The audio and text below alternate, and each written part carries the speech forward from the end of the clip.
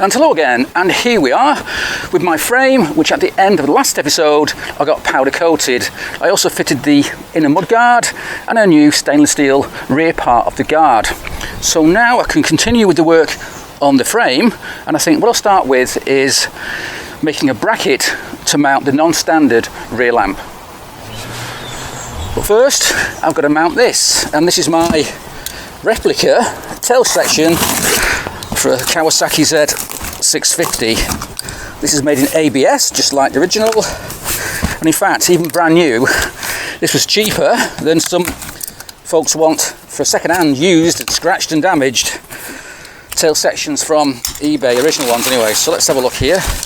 There's the receipt. It's well packaged, and here it is. And the good news is it's just, you know, smooth, no damage, no scratches, which makes life a lot easier when it comes to paintwork. And being as it's almost cheaper than buying a used one, it's like a no-brainer. It's really well made. I've also got the side panels to match this, and they come with a slight upgrade to a standard side panel because it's got thicker, stronger mounting lugs, because they often break off in use over time. So now I can get that mounted on the frame, and I can work out where my new rear lamp has to fit on the back of the bike. And so here it is mounted on the frame. Now normally these use rubber grommets to mount the seat unit. I don't have any yet, so I just mounted it with some standard bolts for the time being. So to mount the rear lamp is not so easy because I want to use this.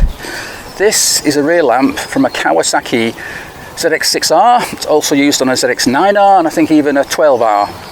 Now I do have a feeling of deja vu here because I've done this before. I've done it twice before on other bikes because I do like this rear lamp. So what I want to do is have it tucked away underneath there, something like that. In fact, let me move the camera and you can see how it might look. So it has 2 bulbs and 3 mounting points. So what I did was got myself a template, good old cereal box, CAD Engineering, and so I'll just put that on the headlamp like so, like that, and then I can just play around with it and work out where it needs to be bent. Now that's a bit too low and that's a bit too high because you don't want it hitting the underside of the tail section usually because it'll just fret away and break something. So somewhere round about there. So if I now try and work out where to bend this thing to make it fit properly, yeah, it needs to be, I'll get a pen, it needs to be bent, I'd say about there. Yeah, it's not a great deal. In fact, I think this needs to be bent down a bit more just to give me a bit more room to play with. So with this template cut out, I went away and I made an aluminium bracket from this, which is made in 4mm aluminium, and it's over here, and here it is. So we can now put that on instead, and hopefully it'll fit like so. Do this. So now this is the beauty of having a cardboard template, because you can't bend this and play around, but you can bend this and make sure you're happy with the result. So yeah, I need to now. And so moving on towards the front of the bike, the yokes, which are from an R6, although they have been modified quite a lot, and the swing arm are now off being coated, and I should get them back in the next few days. I've also got the headstock bearings, and the races for those are right now in the freezer to chill them down a bit and hopefully make it a bit easier to get them into the frame. What I've also got here in a box is something that arrived recently, and I thought I got a great deal, but it turns out it wasn't such a great deal after all. And it is here. What we have here is an immaculate or very good condition Kawasaki Z650 fuel tank, and these are getting very difficult to find, so I was really happy to get this one for a good price. However, when I opened it up, that's not a tank from a Kawasaki Z650. No, we're not quite sure what it's from. We think it's from a 550 LTD, and I don't even know if it's going to fit actually because I've not tried yet, but if I just gently place that on there, very gently without scratching anything, yeah, it might fit, but it doesn't look right. It's not a Z650. and it's now been more than 20 odd days since I bought this before I realised the problem, so I can't really send it back. So that's a waste of money. Luckily it wasn't too expensive. I guess that's why. And it was actually, you know, advertised as a 650 tank, and it looked like one from the photographs that I saw, because I couldn't see it from this side. It was just sort of like there. Anyway, it's not the end of the world. I'm still looking for a decent tank, and they're getting like hen's teeth. I mean, they're out there, but they're either like £400 or so, or they're £200, and they've got lots of dents and rust in them. So yeah, I'm still looking for a decent tank. That said, this tank is not a complete waste, because we've got plans for this tank. There's a new project, which I've not mentioned yet, which is in its very earliest days. Quite an interesting project. So it could be, with a bit of work, that tank could fit that future project. So I won't mention that again, because it's not going to happen for a long time. It's early days yet.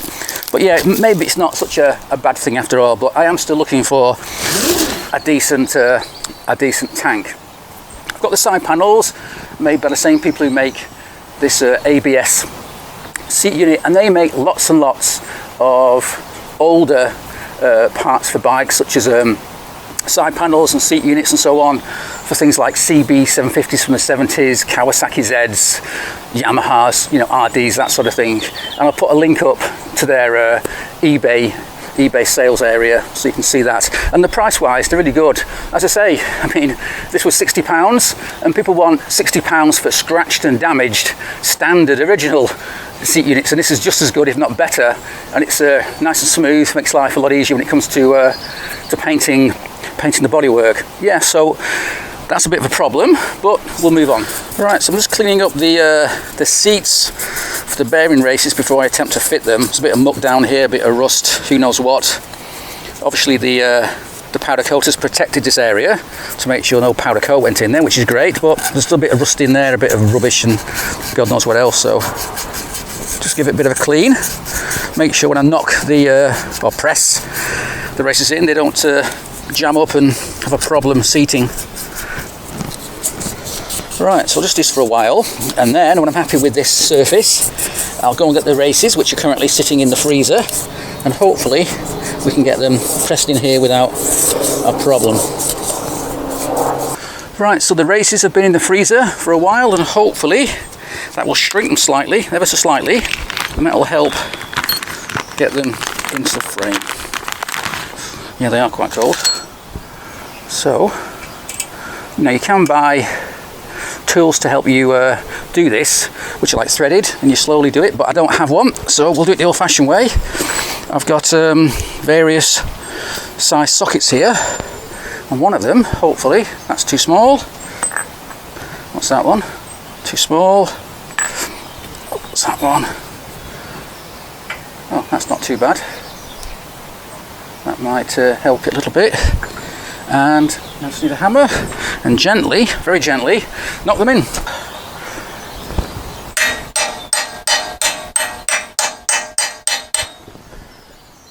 Well, we're getting there.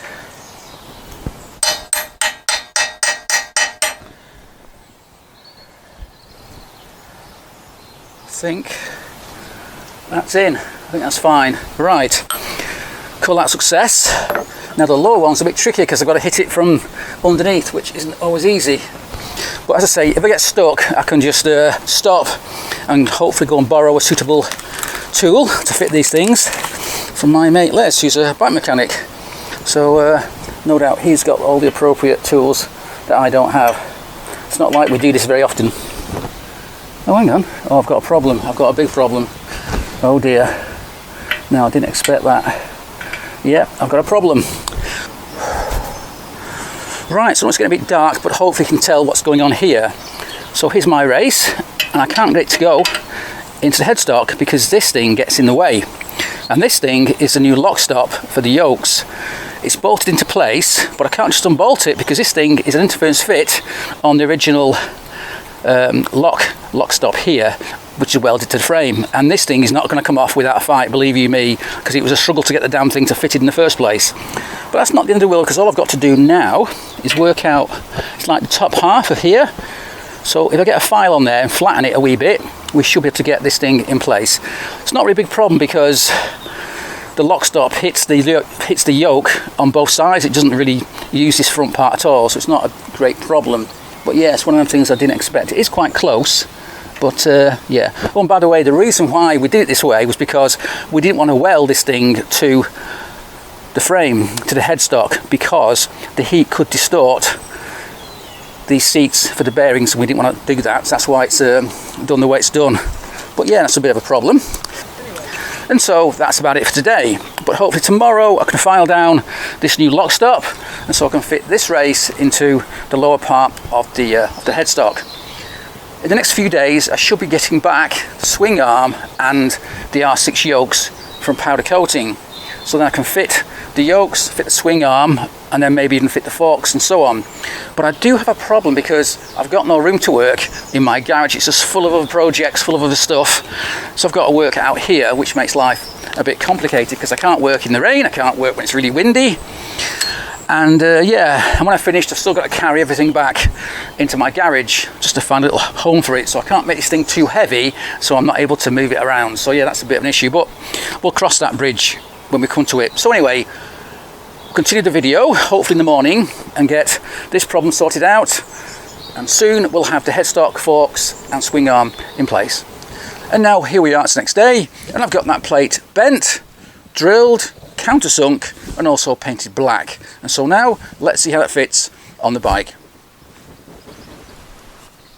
And so there it is on the bike, and I must say it looks pretty good. Now I did just paint this bracket with this stuff, so-called tough paint. But in my experience, this stuff is no tougher than standard rattle can paint. So what I will do is, when I've got a batch of stuff to take to cam coat, I will take this along with all the other stuff and get this thing coated in a much tougher ceramic finish, perhaps even Cerakote. We'll see, we'll see. So anyway, with that done, let's move on to the next job. And so for that next job, I need what's in here. And what's in here is a length of aluminium rod.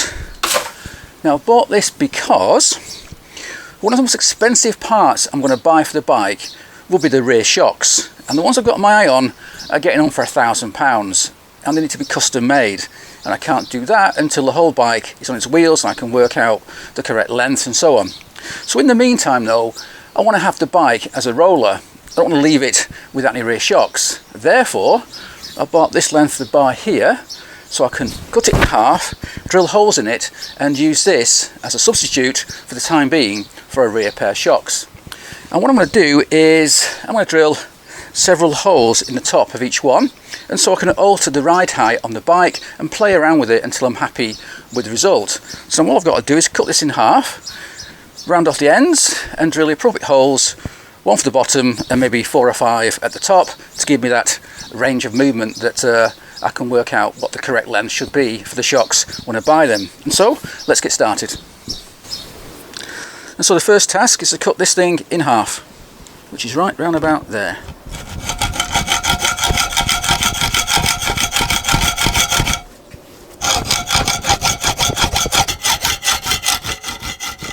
There we go. That's two, both at 400 millimeters.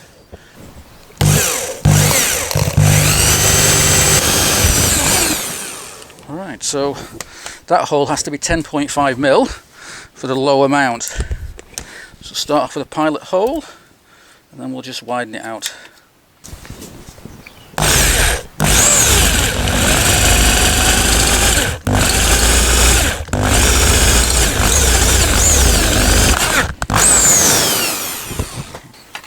By the way, this is 25 mil wide and 10 mil thick.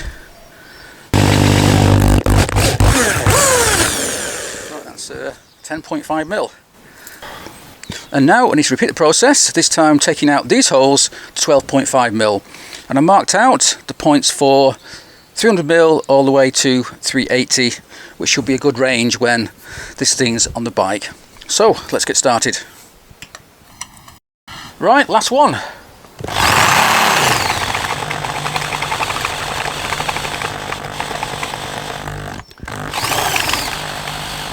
I think my drill's getting a bit tired. Come on. There we go. So I'm just going to clean up any burrs, like so. I'm going to try it out on the frame. And so here is one of those struts, as you can see, and it'll fit on the frame, something like that, or perhaps even like that. We don't know yet. Have to wait until the swing arm comes back from being powder coated. Right, time for a quick update. It's now a few days later, and as you can see, I've finally got a tank for a Z650 on here. It's just arrived today. It's in excellent condition, and I bought it because there was no bad rust on this tank. Loads of tanks on eBay look okay, but underneath they're rusted to hell. This is really good condition, except for one problem. It's got a small dent here by the badge on this side. Not a really big problem because Mark the painter is going to be painting this bike for me, so I'd much rather deal with a small dent than rust. Rust is really difficult to deal with, and this tank is in really good condition. I've also just fitted the side panel just temporarily. There's no rubbers in there yet, so it'll just fall out if I'm not careful. As you can see, there's no rubbers, but they are on order, so when they arrive we'll get that sorted out. I've also got no rubbers to the tank either, but again we'll sort that out. So yeah, it's all coming together.